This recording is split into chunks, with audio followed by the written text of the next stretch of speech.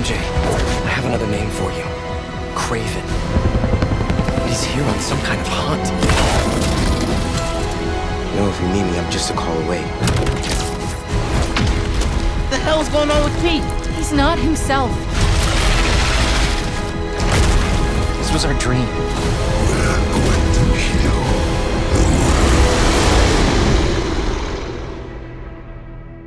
We're going to kill. PlayStation.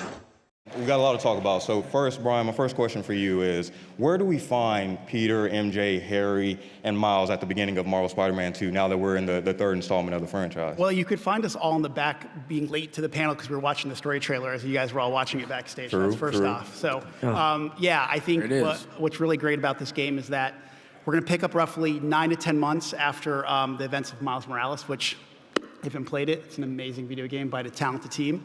And what's really great is we kind of have Pete and Miles. They're a well-oiled machine. They're a great team. They lean on each other. They really support each other, and they're really protecting the city. But at the same time, there's a lot of things going on in their life outside the mask. Miles is applying to college and trying to figure out how to write his college essay. And you have Pete starting his teaching career. And then you have MJ, who is still at the Bugle, but under a new leadership with the return of J. Jonah Jameson at the Daily Bugle. Damn. All right, and then Bill, so my next question is for you. So can you talk about the dynamic of these characters and how working with Insomniac, they're keeping the authenticity of the DNA of the core of these characters while still making it their own? Together, working all together, we're all one team. We all love the characters. Our goal is to make something that you love, that when you play it, you say, this was made by fans for fans. Oh, yeah. And John, my next question is for you. With the new villains that we've seen in this game, confirmed villains with Kraven, Venom, and Lizard, can you talk narratively why you felt those choices for those villains were important? For us, it really started with Kraven. He's our catalyst for the story, right? Like before the game starts, he's halfway around the world being Kraven, hunting, trying to find the ultimate prey. And he watched from afar as the events of the first two games occurred. And he decided, you know what? There's a lot of stuff going on in New York City. That might be my new hunting ground. So, like I said, Kraven's a catalyst for everything happening. When he comes to New York City, a lot of things start going wrong. We have Lizard coming out. We have the symbiote coming out. And as you saw briefly in that trailer, Miles is forced to come face to face with the Mr. Negative, the guy who killed his dad. So there's a lot of drama that's happening in this game. Absolutely. And Jacinda, my next question for you. So I think one of the things fans really appreciate about both of the games is just the environment, just the lived-in cities, that it feels like a character in its own. So can you talk about how you elevated that with this new game, especially with the PS5 technology and the new locations that we'll see, like with Coney Island and Queens and stuff like that? Totally, yeah. We're super excited to finally be able to bring Brooklyn and Queens to our fans. Obviously, Miles is from Brooklyn. Peter is from Queens. Not only does it increase the gameplay space, so there's a lot more places for you to swing to, but it also has some really cool, obviously Marvel landmarks, as well as New York landmarks. For example, I know in Queens, everybody has wanted to visit Aunt May's house and perhaps see where Peter lives. I know a lot of fans had wanted to interact with that space, so just being able to walk in and see where he lives is incredible. Oh, and there's a picture of Aunt May's house. The other thing that's really cool is it's introducing a lot of cool landmarks like the East River. So as you could see in our gameplay trailer that we produced a while back, you can now chase the lizards on the East River, which is awesome. And personally, for me, I just love seeing the Brooklyn Bridge, the Williamsburg Bridge, and being able to just swing across the water. It's an incredible experience. And Ryan, my next question for you, just following up with the new locations, can you talk about how the new traversal techniques that we are implementing in this game affected your approach to this and how you elevated it? Sure. I mean, one of the interesting things with Brooklyn and Queens is you're not always surrounded by skyscrapers anymore. And so we thought, what's a really great opportunity? Something we've seen on comic book covers, we've seen it in the movies, we can add the web wings. And that's really changed how we look at traversal. Swinging is always our Spider-Man core. That's where we come from. But what we did is design the web wings so that we could integrate them and weave them in with swinging. You gain height and you build speed between swinging and the web wings, and you go back and forth and really kind of weave your way through the city. It's really fun. In Brooklyn and Queens, there are some lower spaces, there are some new spaces, but you have to get between Manhattan and the other boroughs by crossing the river. So that's another opportunity where we could really, well, we added these things called jet streams or wind tunnels. You really build speed there, and they just shoot you right along when you're on the web wings. It's really fun, and it's one of the chances for us to really push the power of the PS5 there and like hit a level of speed that we hadn't had in the previous game. It's really added a new dimension to what we can do with traversal. We see Mr. Negative in this trailer. So can you just briefly talk a little bit about how he's still coping with the effects of his game and dealing with the loss of his father? Man, well, y'all seen Miles' trajectory, and just with everything that he's been through with his family and his friends, and just getting into this new world that he's, being introduced to. But he's now owning this power. But coming back to Martin Lee, man, that was something big. I didn't think that we would revisit that because we had a lot of emotions on set. And my last question, because we touched on it as well, but his powers and his abilities, how is he really, we see them evolving, and we see him, he has a couple new abilities, so how is he really coming into his own with that, with his abilities? Oh, we got some stuff coming for y'all.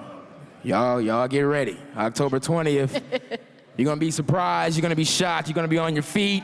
You're gonna be screaming, you're gonna be crying, you're gonna be laughing. So y'all get ready, man. We got some powerful stuff coming for y'all. I apologize to employers everywhere because I hear a lot of people going, I've already booked, time off from work, on October 20th for like 3 days. I'm like, right. We have MJ in the house. So can you talk about what are her ambitions in this game and how her storyline has evolved from when we last saw her? Yeah, I think she's coming to her own a lot more. I think she's understanding who she is as a reporter and as a writer a lot more. She spent a lot of time away from Peter in Symkaria. And am I allowed to say this? She's writing. There's a reason why we wanted Yuri, Laura, and Nadji all here, because they are a team. They are, they complement each other really well, not just what's going on in the superhero world, but what's happening in their lives. And I think that's why, even when we're shooting our scenes, we're all kind of working together as a team, figuring out how do we put this game together. And I know we couldn't be working with better people. Like, I love these people. They're awesome. So I love you too, man. We love you more, bro. They're the best. Come on, man. There's somebody else that we can't forget about on this panel. That is the Venom of the Venom. Tony Todd. It's truly an honor to have you on this panel right now. Let's get And all of a sudden, I get a call from Insomniac to test drive Venom. And I got to say, it's been the most exciting voiceover journey that I've had to date. Yeah. Ryan, can you just talk about the casting of this? I know is there a story or something along how this happened? Oh yeah. So I remember we cast a lot of the characters pretty quickly. Like, obviously we had Miles, Peter, MJ, and then early we actually, like right before COVID, I think we cast Kraven, and I knew I was putting off Venom. I was just putting it off. I was like, I know there's already there's gonna be so many opinions, what people, and I know I was scared to death. And I remember Patrick, our dialogue lead, was asking me, like, what are you looking for? And I said, I don't know. And then I remember I just happened to be on the internet one day, and I was listening to one of I think it was the Candyman, the new Candyman trailer, and I heard Tony, and I was like, hey, if we could get like a Tony Todd, that would be the one. And then a couple weeks go by, I don't think anything about it. And Patrick messages me and goes, you're not gonna believe this. Tony Todd's interested. And I remember he sent a real quick tape in, and it was like, sorry, Tony, it was really bad, like, audio quality, but it took like 3 lines, and I was like, that's it. Just, please hire him. Please, whatever he wants, give it to him. And I think you all know, based on what you heard, he's incredible. We have a wonderful, there's 4 of us here from Insomniac, but we have so many Insomniacs who are putting so much work into this game. And I just want to say, if they're somehow listening to this somehow, thank you for all the work that you guys are putting into it right now. It's incredible. The work they're doing to finish this up is just, I call Insomniac my second family because we just put so much into this. And you can imagine when you're in your family, everybody has opinions, right? Yep. And I think it's probably the only decision I've ever made being a creative director in 10 years where I just said, Tony Todd is going to be Venom, and everybody said yes. So, Can you just talk a little bit about Venom's motivations and his personality in this, and why is he so important to the narrative of this game? Well, yeah, I mean, Venom is a symbiote, right? And I think the thing that a lot of symbiote stories have in common, and the reason why I think we connect with them really well, is that it's a simple human story. We all have a darkness inside of us. And then you put the symbiote on top of that, it really brings out the dark parts of what Spider-Man is about, power and responsibility. You heard Yuri talk about it a couple minutes ago. And what happens in the story is that sense of responsibility starts to go away. It's really interesting when you bring the symbiote into these relationships, how it really challenges them, not just externally, because there's cool powers. Ryan was talking about having that control in your hand. Oh my God, it's amazing. But the people you love around you. Tony, I'm coming back to you. Can you talk about your approach to bringing the voice of it to life and how you approached it? For me, Venom was fun to do, and I wanted to make sure that there was a joyous quality in his destruction. I'm glad it was fun for you because it scared the hell out of us. Always fun to me. Yeah, it'd be funny when we were in the recording booth because we would record separately when we were doing gameplay dialogue, and every once in a while, Tony, you would come and play in our headphones before a line, and it was like, oh God. You wouldn't expect it, and it was terrifying. And Bryan, I'll come back to you real quick. What was that like when you heard Tony voice his lines for the first time officially, and what was your initial reaction? Well, first relief, because I was like, okay, we made the right choice for sure. And I think then just general excitement. And I think Tony is so talented that sometimes depending on, we have so many different characters or so many different actors, sometimes we're, depending on what the role calls for, are we going to, adjust the way that they do the line, and you just let Tony be Tony and you get magic. It was like a gift come true to be able to cement myself in the whole voiceover family and world and meet new friends and conquests, and I'm still pinching myself because I'm a gamer, and I'm telling you, I can't wait for this monumental masterpiece to drop. That's right. Sizzle. I'd be remiss if I didn't ask you, can you do the iconic "We Are Venom" line for everybody in the crowd? Bring us all out. Which do you want? No, okay. We are Venom.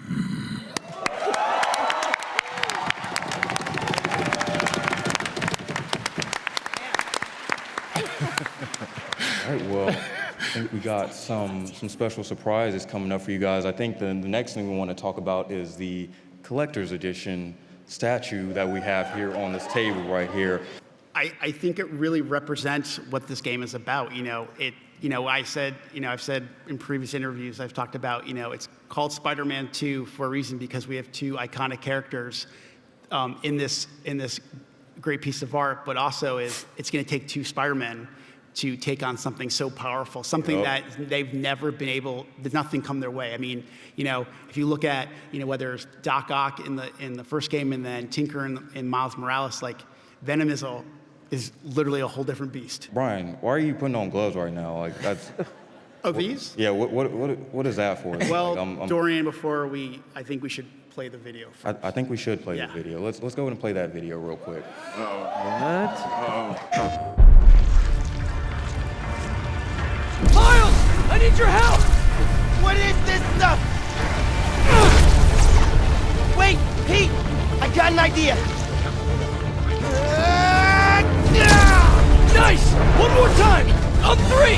1, 2, 3!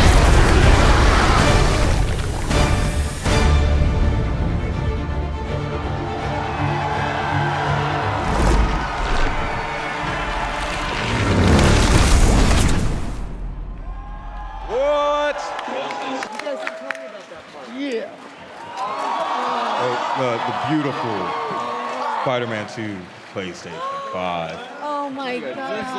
Wow. Wow. I didn't know about that. I didn't know. They didn't show me that before we came out No, they here didn't tell us that. today. They No, did that was- not. Yeah. Now I have to Y'all get knew a what new y'all were PS. doing. Secrets, you guys. They knew what they were doing. Wow. All right, well, there we go. Like Marvel, so they keep everything so tight-lipped. I found out about this 5 minutes before we came out here. That's how serious they are. So, Bryan, can you speak to this epic, amazing, beautifuln's right here?